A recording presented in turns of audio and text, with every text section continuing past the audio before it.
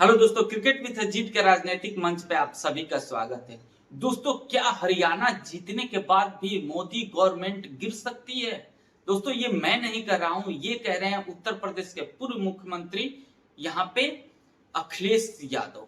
जी हाँ दोस्तों, मैं आपको बताऊं कि परसों जो कार्यक्रम हुआ है जहां पे जयप्रकाश नारायण जी की पुण्यतिथि मनाई गई, जिसमें अखिलेश यादव ने मंच पे ही डायरेक्ट नीतीश कुमार को रिटर्न आने का यहाँ पे न्योता दे दिया है। मैं आपको बताऊं कि यदि कोई छोटा मोटा नेता बोला होता तो इस पे हम मजाक में टाल सकते थे या फिर उसको गंभीरता से नहीं ले सकते थे, लेकिन मैं आपको बताऊं कि अखिलेश यादव भारत के थर्ड ऐसी पार्टी के नेता हैं, मुखिया हैं, जो कि इस बार के जो राज्यसभा चुनाव है उसमें उनका अवधि मिला है, यानी तीसरे नंबर पे। और यदि भाजपा और यहाँ पे कांग्रेस को हम हटा दे तो वो फर्स्ट पार्टी बन के उभरते हैं, क्योंकि सबसे ज्यादा सीटों के साथ में अखिलेश यादव तीसरे नंबर पे हैं 2024 के चुनाव में। और ऐसे लीडर जब एक बार खुलेआम मंच से किसी भी बड़े नेता को ऑफर देता है तो फिर कहीं ना कहीं भाजपा के लिए सोचने वाली बात हो सकती है। इससे पहले लगभग चुनाव 6 महीने के करीब बीतने के कगार पे हैं, लेकिन अखिलेश यादव के जुबान से ये सब नहीं निकला था, चाहे वो किसी भी एनडीए पार्टी के लीडर हो उनके लिए। लेकिन जब यहाँ पे जयप्रकाश नारायण जी के पुण्यतिथि पे यहाँ पे अखिलेश यादव मंच पे बोल रहे थे और भाषण दे रहे थे, वहां पे नीतीश जी के नाम लेते हुए उन्होंने कहा कि नीतीश जी भी जयप्रकाश नारायण के ही एक चेला हैं और वो एक समाज सेवी हैं, और समाज सेवा करते हुए भी उनके साथ में और कई सारे नेता उभरे हैं, जैसे कि मुलायम सिंह यादव, लालू यादव, और नीतीश जी भी जयप्रकाश नारायण के अनशन से ही उभरे हैं। तो जैसे हम जयप्रकाश जी के अनशन से हमारे बुजुर्ग, हमारे नेता उभर के और एनडीए गठबंधन को छोड़ करके इंडिया गठबंधन बनाए हैं और इंडिया गठबंधन में शामिल है, वैसे ही मैं भी नीतीश कुमार को आज इस मंच से न्योता देता हूं कि वो एनडीए गठबंधन को छोड़ करके इंडिया गठबंधन में शामिल हो जाए। दोस्तों, ये कोई बड़ी बात नहीं है कि नीतीश जी जो है वो कई बार पलटी मार चुके हैं, तो क्या इस ऑफर को वो सुनने के बाद में एक बार फिर से वो कहीं ना कहीं एनडीए को छोड़ करके क्या इंडिया गठबंधन में शिफ्ट हो सकते हैं?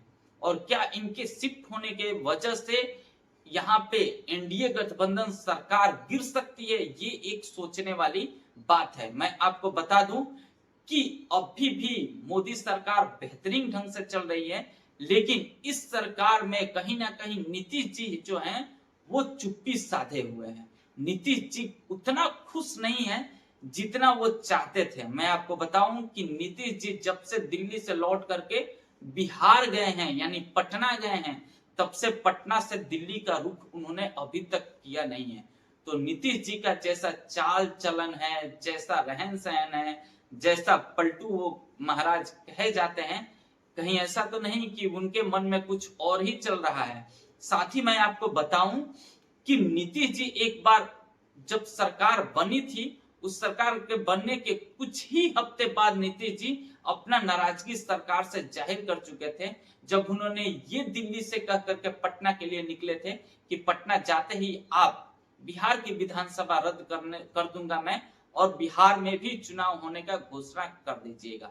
लेकिन ऐसा बीजेपी गवर्नमेंट नहीं किया, जिसके वजह से वो और भी ज्यादा नाराज हैं, क्योंकि नीतीश जी ये चाहते थे कि जैसे हरियाणा और जम्मू कश्मीर में चुनाव हुआ वैसे ही हम पटना में भी जाकर के विधानसभा अपना भंग कर दें और उसके बाद में इसी चुनाव के साथ में बिहार का भी चुनाव हो। और उस टाइम पे नीतीश जी की ये सोच थी कि अभी हमारा हवा है, अभी इस हवा में हम अपना पूर्ण बहुमत की सरकार बीजेपी के साथ में मिलकर के बना सकते हैं।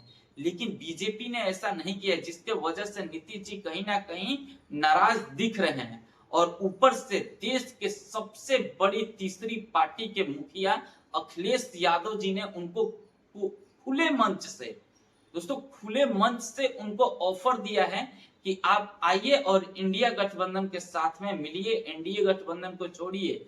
तो क्या यहाँ पे बीजेपी जो सरकार है वो फिर से हरियाणा जीतने के बावजूद भी बैकफुट पे जा सकती है? ये सोचने वाली बात है। मैं आपको बताऊं कि हाल ही में हरियाणा में बीते चुनाव के बाद में बीजेपी गवर्नमेंट जो है वो बेहतरीन जीत हासिल की है, जिसके बाद बीजेपी गवर्नमेंट का जो है वो यहाँ पे मनोबल काफी हाई है और कांग्रेस का मनोबल डाउन है। और कांग्रेस के मनोबल डाउन होने के बाद अखिलेश यादव यहाँ पे आए हैं फ्रंटियर बनकर के एक तरह से इंडिया गठबंधन की, और उन्होंने साफ तौर से कहा है कि इस हार से हमें कोई लेना देना नहीं है, हमारा जो इंडिया गठबंधन है इससे और ज्यादा मजबूत होगा और इस मजबूती के साथ हम अदर स्टेट में चुनाव लड़ेंगे। और इसी के वजह से वो नीतीश जी को भी अपने साथ मिलाना चाह रहे हैं। दोस्तों मैं आपको बताऊं कि यहाँ पे केवल महाराष्ट्र और झारखंड और बिहार में होने वाले चुनाव पे ही बात नहीं है। मैं आपको बताऊं कि अखिलेश यादव एक दूरदर्शी नेता के तौर पे जाने जाते हैं और वो कहीं ना कहीं 2027 को भी ध्यान में रख करके नीतीश जी को ये ऑफर दे रहे हैं। मैं आपको बताऊं कि जिस तरह से कहा ये जा रहा है कि ईवीएम में खेला किया गया है हरियाणा में, तो यदि बीजेपी गवर्नमेंट डबल इंजन की सरकार यूपी में रहती है तो अखिलेश यादव को ये डर बना हुआ है कि कहीं ना कहीं यूपी में भी कहीं ईवीएम का खेला हो सकता है।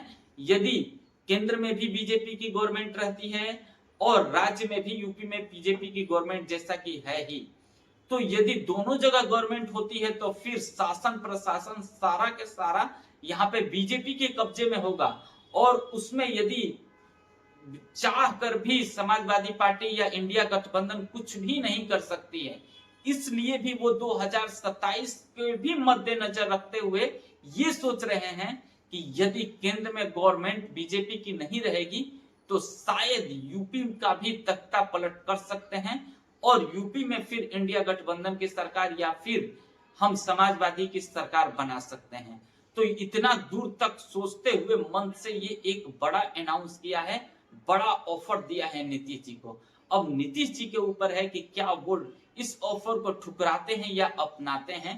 कहीं ना कहीं नीतीश जी को भी सोचने के लिए ये ऑफर मजबूर कर ही देगा। दोस्तों उम्मीद है आपको वीडियो पसंद आई होगी तो लाइक करिएगा और वीडियो पे मेरे चैनल पे नए हैं तो सब्सक्राइब जरूर करिएगा ताकि ऐसे ही राजनीतिक मंच की खबरें आपके यहाँ मिलता रहेगा। मिलेंगे हम आपसे नेक्स्ट वीडियो में। जय हिंद, जय भारत।